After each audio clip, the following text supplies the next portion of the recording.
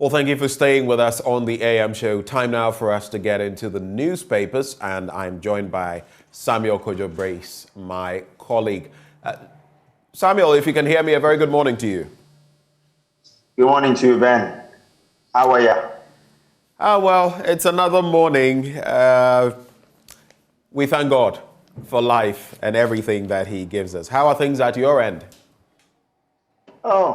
Things are fine by grace. God has been good to us. I mean, we've seen another December. Yeah, we can't complain. We can only thank Him for the mercies. Indeed, we can only thank Him. Well, let's get into the papers, but some interesting developments, some of which the papers capture. Of course, that bit about the exemption of the pension funds from the debt exchange program. In fact, let's start from there. The Finder newspaper. Parliament passes Appropriation Bill 2022.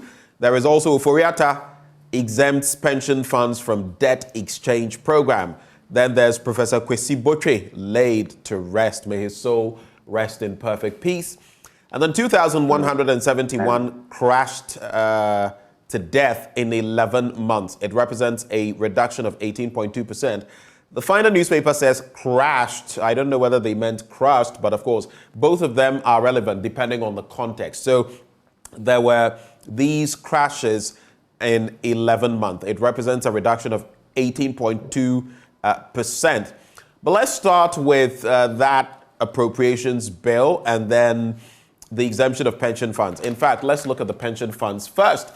That is what was going to trigger the industrial action by the TUC.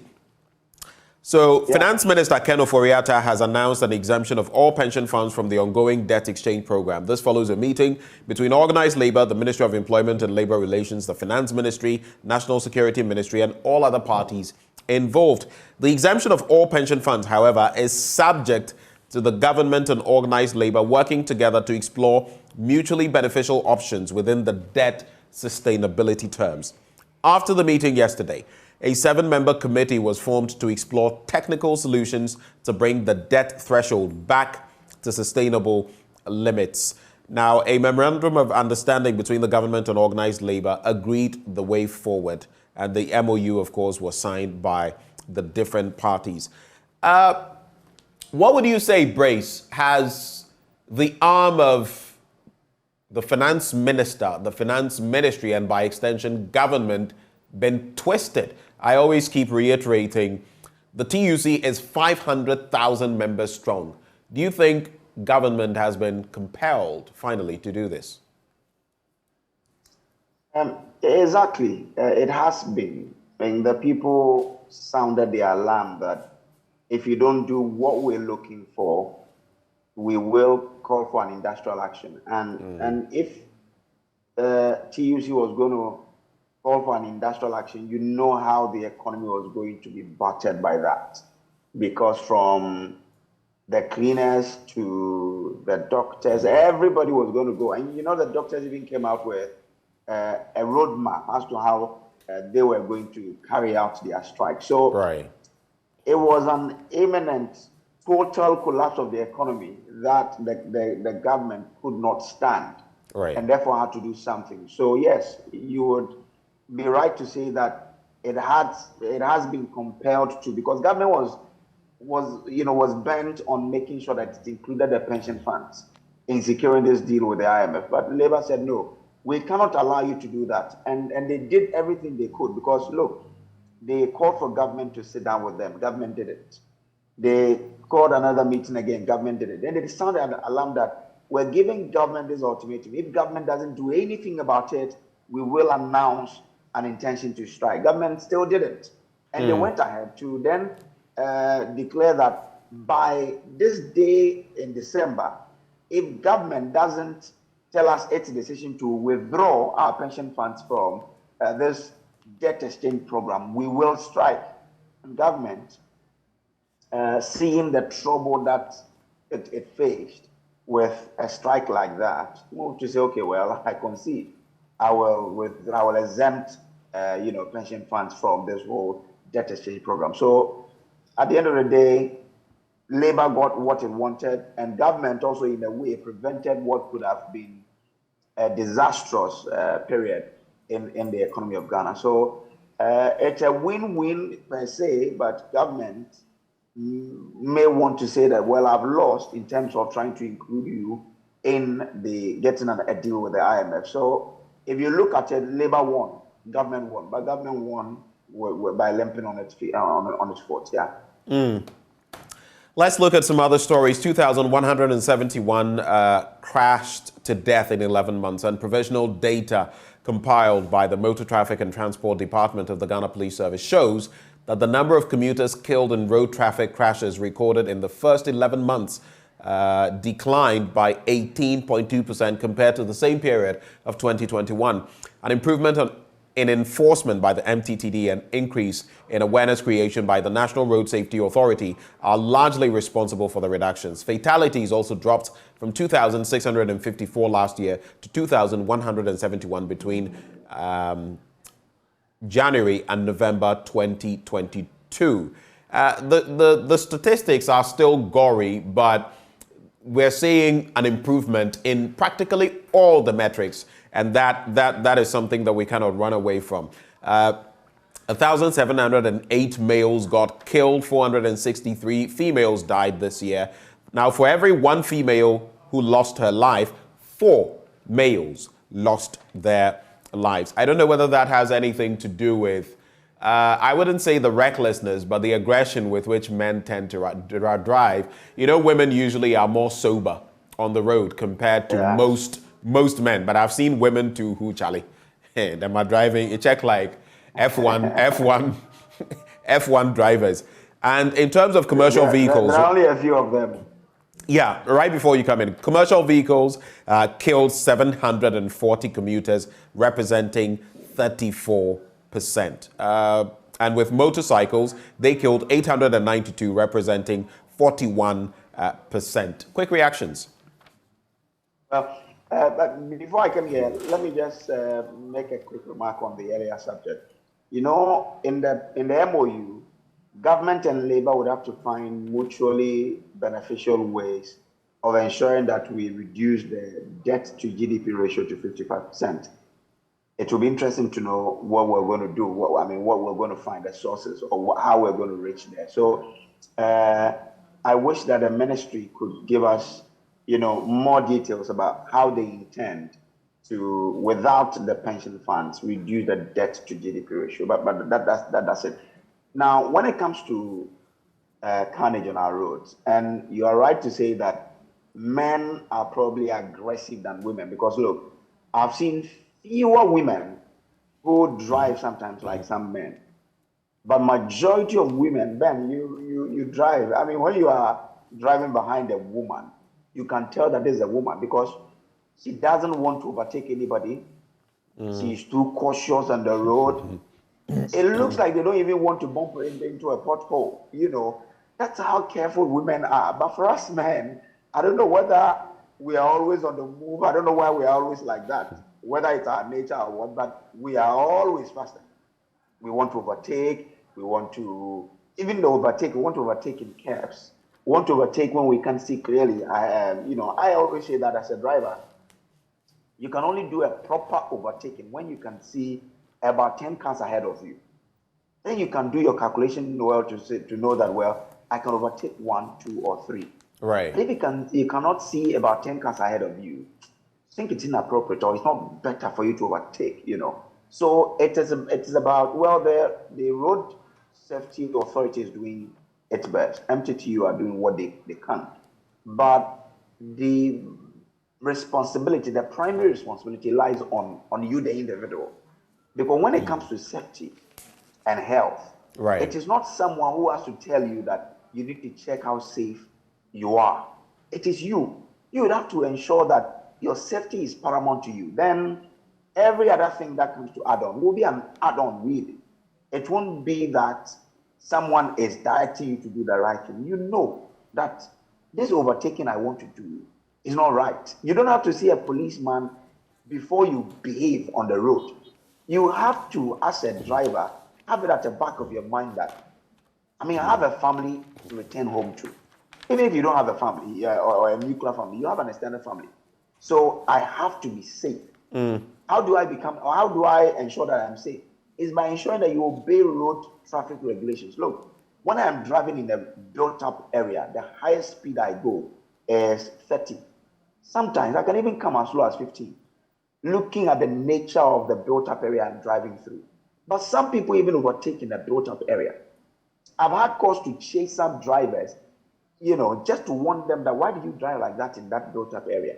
It looks like we don't even understand the regulations that govern, our driving. So I I think guess that for some people, there are rules in terms of if you're driving on the motorway, you'd be doing 100 thereabouts. If you're in an yeah, urban area, you'd have to do just around 50 or less. But I guess yes, from time to time, we all at a point throw caution to the wind and we do practically anything. I mean, I wouldn't sit here yeah, and pretend that I never flout any of those rules. It's not humanly possible. But I'm saying that we should be a lot more cautious. We've made quite a yeah, lot of gains this year. We all get, sometimes you're late for that gathering. And one thing I've noticed, Kojo, especially in this time when Christmas is approaching, and though we all claim the system is not what it should be, the traffic is what it is most of the time. I had to go for an event yesterday, which saw me getting home very late, and trust me, the traffic getting into town, it was just crazy, Kojo. So sometimes so you so see so people getting unnecessarily aggressive because everyone, your fuel is burning, you are thinking of the cost, you are thinking of when you'll get to your destination, and people are trying to cut all kinds of corners. You see the overtakings and you realize that, Charlie, this one, people yeah. shouldn't be doing them, but they are. Sometimes I believe that we can allow for some emergencies. I always say that when you see someone doing something, you probably have to ask why. Yeah. It appears the fee to Samuel Kojo Brace has frozen just for a moment. We'll try to reconnect with him. Hello, Kojo. If you can hear me, you can go ahead. Yeah, Ben. So I was saying that we just need to find out sometimes someone might be on the verge of dying, and someone is trying to help the person to the hospital. I'm just saying that, like you said, we should be cautious in such instances. We should ensure. All right. So the connection there to Samuel Kojo Brace, a little bit problematic today. We'll try to work it out and get him back. But let's dig into that paper and look at the appropriation. And so quite a number of stories from Parliament in the middle spread of the paper. There's also first delivery of oil products under oil for gold policy set for January. That's according to Dr. Baumia. But even before he made mention of this, I had an interaction with Deputy Energy Minister and Member of Parliament for Second D. I'm talking about Andrew Ejapa-Mercer, who had hinted at this. So what does the story say? The much applauded, that's how the Finder newspaper puts it, gold for oil policy will be implemented beginning next month. Vice President Dr. Mahamudu Bawumia has announced. The Oil for Gold initiative, announced by the Vice President last month, will see Ghana pay for imported oil products with gold in a move which the Vice President explained would impact positively on Ghana's US dollar foreign exchange reserve, fuel prices, and general cost of living. Vice President Bawumia, in a post on his Facebook page, announced that the initiative will start next month with the first delivery of oil products under the policy. Kojo, so you were making a point. Wrap up on that so we can also look at the oil for gold situation. You heard Andre Ejapa-Mercer talk about it with me for the first time here on the AM show. And now the Vice President has added his voice. You can just round up with the thoughts you were sharing and get to this one. So I was just saying that we should be careful when we are driving. Right. We all do sometimes get emergencies, but we should understand the regulations. Even if you have an emergency in a built-up area, you should know how you can cross it. So just for us to be careful when we're driving on the road, Ben. We all do love speed. No, look, I speed when I'm on the highway, but when I'm in the built up watch it. So we just have to be careful. Right. To help in reducing further the people who are losing their lives to road cancer. Yeah. So we heard Andre Japamesa talk about oil for gold. Mm-hmm. Now the vice president is re-echoing it. For you, what is your reading of the situation? Look, Ben, it's good. This morning I went to Fila and I spent, was it 300 cedis? And to know that I'm filling up with per liter around 13, sometimes 12, some people even do 10.45. It was just sweet for me.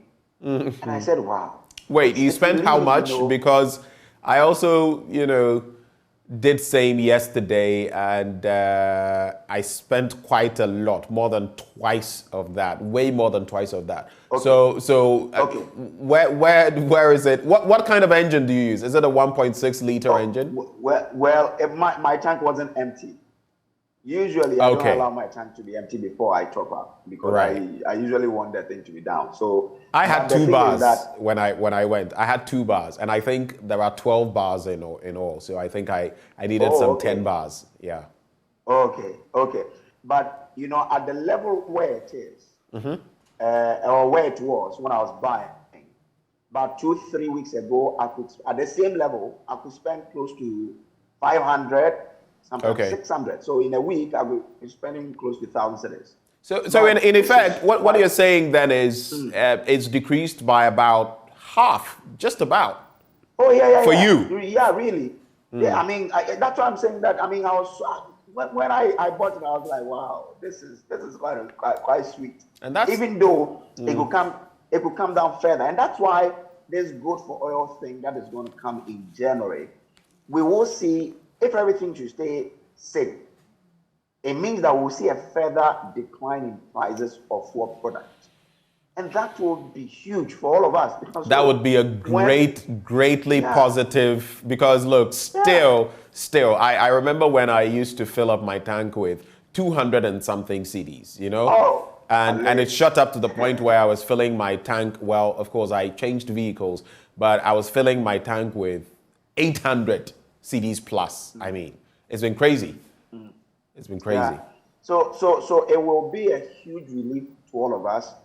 Those who take public transport will have reduction in transport fares, and you know how the rippling effect of all of that. It would affect how much we buy food produce. It would even affect how much we buy cooked food. So it's a great development that our first tranche will be coming in January. I pray that once that is coming, government is still able to sustain the appreciation of the CD against the dollar. Right. That will further mean that price of fuel products would have to come down and would all benefit. Because look, when I was buying fuel this morning, I thought a huge relief. And look at what it will do if it should go further down for us to even buy a liter for 7 cedis or even 6 cedis, my friend. We'll all be jumping in this country. So it's something that I'm happy about. I pray that we're able to sustain the gains we're making now so that the prices of goods and services in this country can still be coming down really bad. So I'm excited by this. I pray that it is sustainable, that we can do it and do it better. I am even more excited than you are because the dent, purchasing fuel at over 800 CDs for about 4 to 5 weeks, depending on how many weeks are in a month, for so many months, trust me, the impact has been very negative. But I also find something interesting. I was just reflecting, maybe philosophically. You know how sometimes you have something and then it gets out of your grasp, and when you return, if you're able to return to that thing, you feel as though the entire world, in terms of appreciation, I don't know whether you get what I mean, but we used to purchase fuel a liter at around 4 something. It rose to around 8, 9, 10, thereabouts, and then shot up to about 18, 19. If we get back to the levels we used to be at, I mean, we would all appreciate it. But it also reminds me of how sometimes you have something and maybe you don't appreciate it enough. and then you lose it. And later when you come back, you act as though you had found something glorious, but in fact, that was the same thing you had long before. Exactly. So I agree with you. You know, when we were at 4, we were complaining. Now we are praying that let's come to 4. So yeah, I agree with you. It's just like in life. Sometimes when you have something, you don't value it. right. But when you lose it, that's when you begin to say, wow, you know, I think that thing was serving me really well. So yeah. That's how life is. It's human nature. Reminds me of that Janet Jackson song, you never know what you've got until it's gone. But let's check out Parliament. So Parliament passes Appropriation Bill 2022 and government has the go-ahead to spend 227.80 billion from the Consolidated Fund and other public funds for the 2023 fiscal year. Then there's also the story, Parliament passes Value-Added Tax Amendment Bill 2022. And of course, that was, so the Speaker of Parliament put it to a voice vote. And he said the majority had it, but the minority protested. So there was a head count, and then it ended up with the minority securing 135 votes as against the majority's 136. So the 2.5% increment also kicks in. But then there was this interesting one. Parliament maintains 100 Ghana cedi Momo threshold in new e-levy bill. I think the minority has done a fantastic job on a number of things in recent times. On the National Cathedral, and I insist we don't need a National Cathedral right now. I don't even know. We have a major cathedral up north. If it's for tourism or some other things, why not work on some of the cathedrals we have already? So the National Cathedral not allowing, and it didn't make sense to me, Kojo. I don't know what you think, but 80 million Ghana cedis, the Finance Ministry couldn't defend what it was going to be used for, the breakdown. The Tourism Ministry, interesting how they put it there, what they were going to use it for. They had no idea. The technical director was there. The minister was there. I mean, so for me, that is good riddance as far as that is concerned. Then the Momo threshold, some of us had insisted because it's the poorest of the poor who will be affected. Yeah. Now the threshold, thanks to the minority, has been retained and it's also been dropped from 1.5% to 1%. Quick reflections on these, Kojo. Yeah, I mean, look, we should be proud of this parliament, especially the minority. They've done so well to keep this government in check. They have been, just that they've let us down sometimes, but they have. Oh, they have definitely. Largely, they have largely been effective at ensuring that government is doing what is expected, especially in this budget. It was interesting when I was following the proceedings, how the minority will say that if government doesn't concede to do this, we will not allow this budget to go. And then the finance minister was there, together with his 2 deputies. So I'll see the finance minister conferring with the majority side, and then the deputy will say, okay. Deputy Majority Leader, Afenyo Markin, yes, you know, and then Abna or Asari will just say, okay, we concede, we will take this out. You know, I don't even know why the government still went ahead to put 18 million cedis in the budget to be spent on the National Cathedral, when majority of Ghanaians have voiced their misgivings about this cathedral. Ben, I may differ with you in terms of we needing a cathedral or not. I think that if you look at the tourism value of it, we need it. But we don't need to spend. But that's exactly my issue. Is it a need? And is it necessary now? That's my issue. Okay. It's not about, how long did it take the Americans, for example, to put up the cathedral in Washington, D.C.? Okay. It takes, for some people, 100, 200 years. You want to put up a cathedral in how many years? And pump so much money. You see, those are the problems. No. So my point is that when the president said we wanted to build a national cathedral, he said we're going to build that it was going to be built by the church, and that the state was only going to give them seed money. Right. So when we move from the church building it to now the state funding it, that's where the problem is. I don't think that's the official position, though. They still don't admit that the state is basically bankrolling this. But if you look at the figures that have come in. We don't need them to admit that the state is building it. Right. We are making the judgment that looking at how much we've pumped into it's clear now, isn't it? The state is the one, yeah, exactly.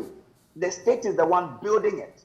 But people, we, Ghanaians, who pay taxes, whose revenue is used to run this economy, we say that we don't want the state to spend on it.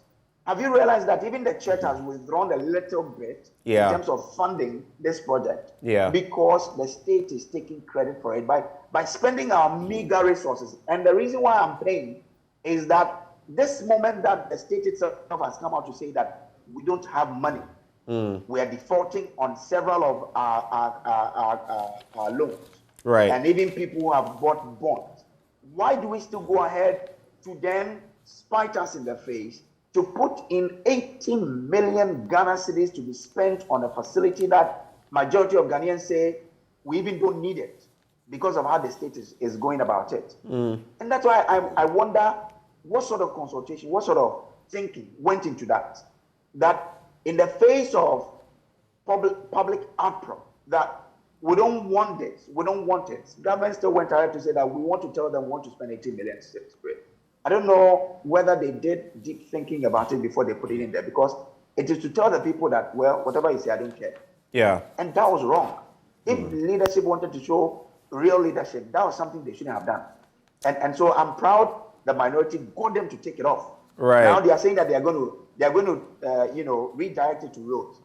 Minority should follow it to ensure that indeed it is being used to construct roads. Look, there are poor roads in this country. When I went to Asankagwa area, I was shocked by the nature of road, major road that is linking Asankagwa to Bodie. Yeah. A place where we get major cocoa from. We have allowed the road to deteriorate to that level. And we are spending 80 million to build what? A cathedral in Accra. Why? So let the majority follow it to ensure that we are using that road to build the road, some roads in Ghana. Asankagwa Road is very, very important. Can we tackle it? Tumu, Sola, Garaba, they have been complaining about their roads. I mean, if we wanted to talk about roads, we would be able to mention so many of them. The Soko District. I mean, so many of them. Some are not even motorable. They are not roads. They are not even paths, Yet people, pregnant women have to ply these paths, and some of them, the potholes causing miscarriages. If we could actually gauge the impact of bad roads on our economy, it would be terrible. And there's something interesting. I just recall a certain statistic about a month ago. You know that in more developed countries, the road networks are better, and so traffic congestion is lower. If you look at the map, of less developed countries, especially here in Africa, in a place like Ghana, you would see that we are red because of bad roads, on account of bad roads. You can't get to your destination quickly. It hampers the economy. Trust me, if we could measure by what extent bad roads hamper our economy, we'd be shocked. But there's also another angle to this. Man hours. Exactly. Some people also say that, and there's some testament to that here.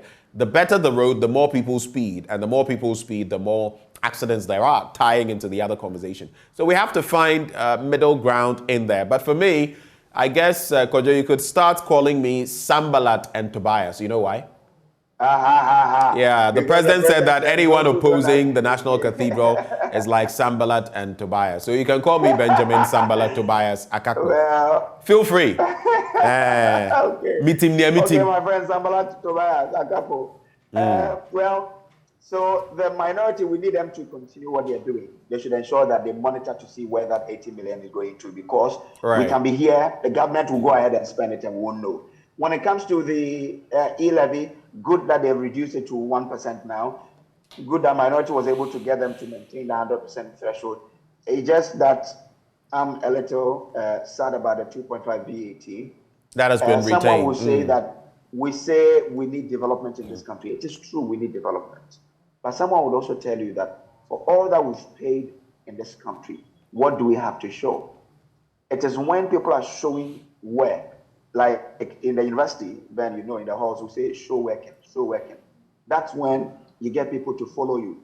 I was having a chat with a friend of mine who has been to Rwanda, and he says that, look, you speak to the Rwandans, and they tell you that they see what Kagame is doing. And so majority of them are buying into his vision now. When they ask you to do anything, you do it. The guy was saying that the taxi driver said, look, I know that if I overspeed here, a camera will capture me and I'll be dealt with. I know that if I give bribe to a policeman, they will all be taken to court, will all be taken to prison. The policeman will come back to his job. I may probably not come back to my job. Right. So people are really supporting Kagame to do what he's doing in Rwanda. But is that the same in Ghana? Really, over the years, we've not seen that much has been done out of the taxes that we've paid. And that's why people do complain when government do come up with increment in taxes or introduce new taxes. Right. So government should know that when it does something efficient or something prudent with our resources, the citizens will buy into everything he wants to do. It's time they start to convert the taxes we pay into tangible project or investment that can yield good dividends for the country. And we'll go with them. If they don't, we'll only be crying when they bring new taxes. Kojo, let's wrap the conversation in just about 2 minutes. Just on the international fronts, I'll take some headlines.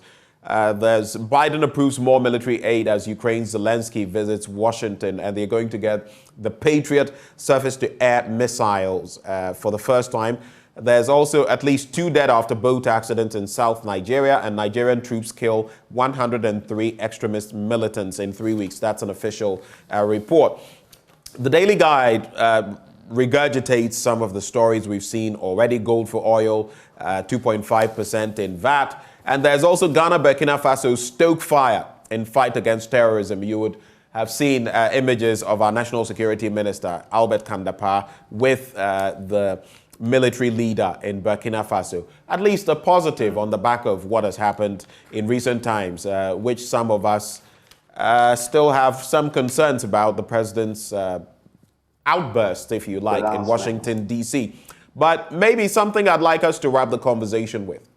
It appears in a bid to secure money, okay, this government is willing to tax us in, out of pocket, right, left, center, forward, backwards. I'm talking about the tax clearance that was put forward. If you don't get that clearance, you don't get your driver's license. I don't know whether you followed that and what your quick take is on it, but it was shut down. It's been shut down in Parliament. In some 30 seconds, your take on that, and we wrap.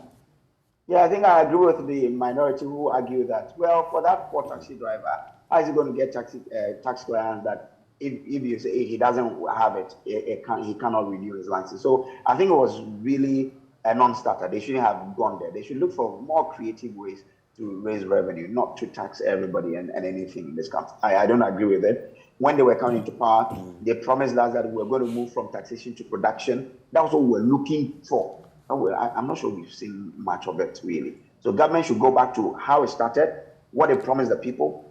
Less taxes, would look at increasing productivity or production to ensure that we move this country forward. But we're seeing the opposite. So they should go back to their manifesto and look at it, whether they are achieving what they promised or they are deviating. Kojo, thank you so much for making the time en route to interact with us. Always refreshing, even from afar. You've made my Friday. God bless you. God bless you too, Ben. And that's Samuel Kojo Brace, my colleague. Right before we veer into sports, a happy birthday to a brother from another mother, Abdul Rahim Edison.